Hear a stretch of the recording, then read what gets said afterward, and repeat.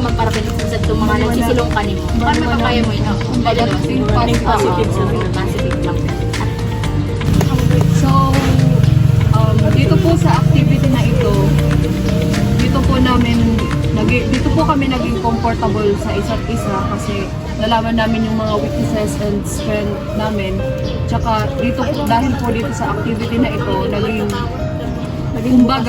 naging bukas kami and nalaman namin kung paano namin may overcome ang bawat weaknesses. Ang weaknesses ng bawat isa. So, malaking halaga po na gumagawa tayo ng mga activity na ganito. Hindi lang po para sa isang tao, kundi po para na rin sa lahat. So, ayun po guys. Thank you Thank you for watching.